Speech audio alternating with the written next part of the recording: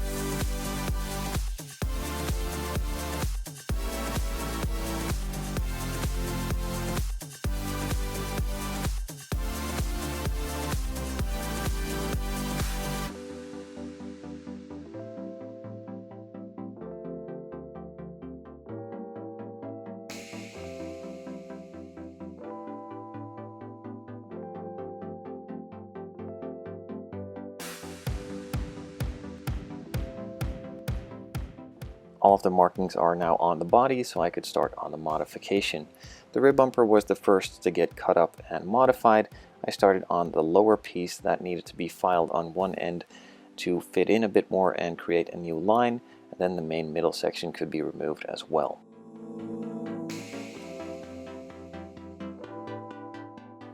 With the bulk material now removed, I could refine some of the edges and endings of the lines and then move on to the next section.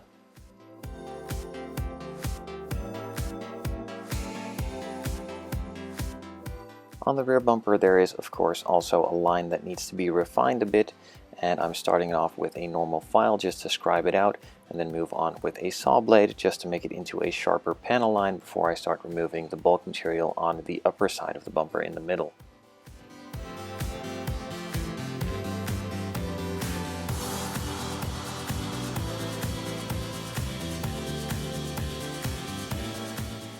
The main line had now been set with that file, so I could refine it and enhance it a bit more with the saw blade.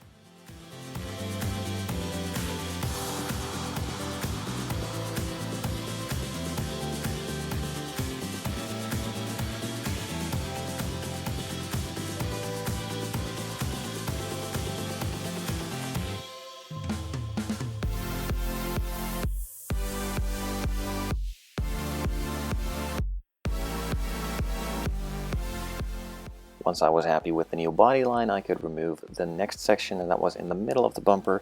This section is a bit raised and it actually needs to be a lot flatter in order for it to fit in with the rest of the body line that we'll be creating later on.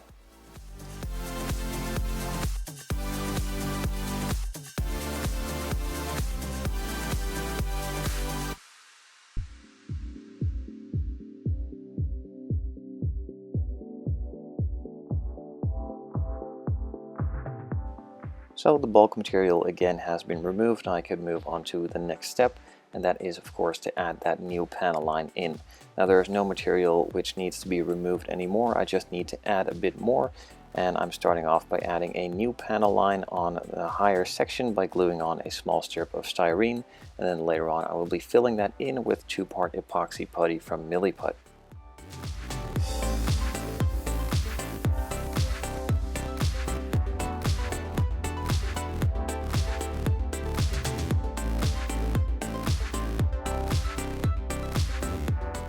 I quickly masked up the areas that I don't want the putty on, so it spares me some time in cleaning that up. Then after mixing that putty, I can move on to putting it in place and start shaping it with my thumbs and a bit of water to make it as smooth as I can. Once the shape was there, I started removing the masking tape and letting it dry to move on to the next section. In this case, that is on the front bumper. So just like on the rear, there are also a couple of lines that need to be added or enhanced on the front bumper, and some other raised areas that need to be flattened out in order for the new Panelline to take shape there.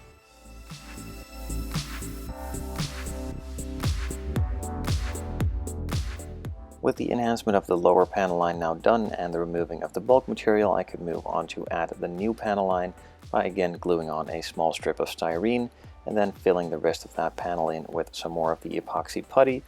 Once that was all dry, after a couple of days, I could start on sanding it smooth and move on to finishing the rest of the body up in order to get it ready for primer.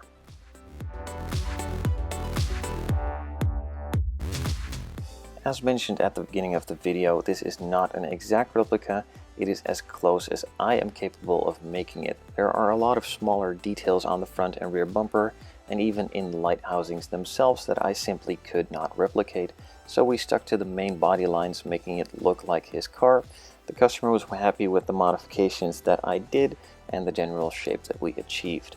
A couple other small modifications I forgot to film, but they were done anyway, are the markers in the front fenders. They were removed, and also the teardrop shape on the front and rear bumper for the light housings were removed as well. They were just filled up and sanded smooth in order to look like his car, of course.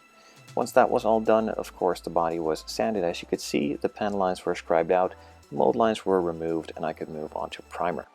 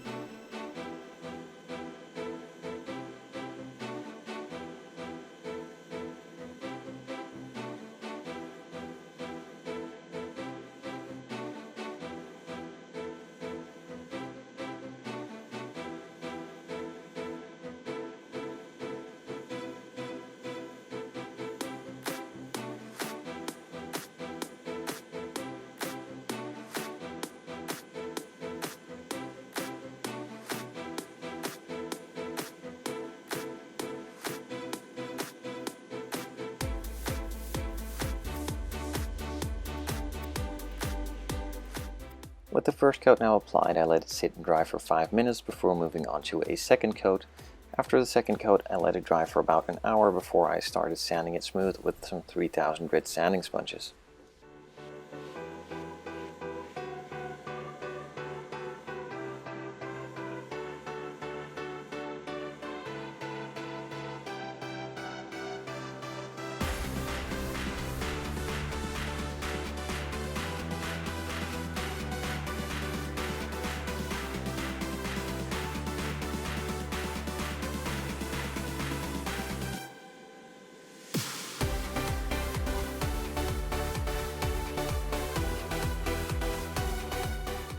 With all of the modifications now done and the first couple coats of primer on, I could of course start sanding it smooth, removing some of those rougher sanding marks that are still left behind from the modification process, and also removing some of those raised areas on the modified spots after filling it up with some putty, just to sand that all entirely smooth before I could move on to painting it.